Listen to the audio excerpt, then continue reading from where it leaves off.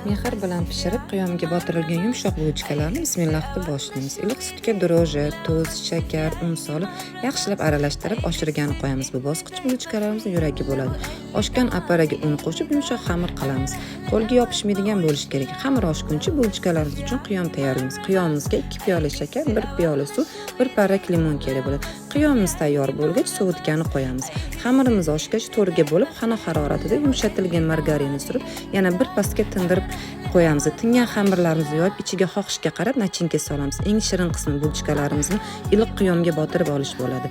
Yoqimli ishtaha bulochkalarimiz tayyor. Retseptlarimdan zavqlanib, yaqinlaringizga ulashib qo'ying.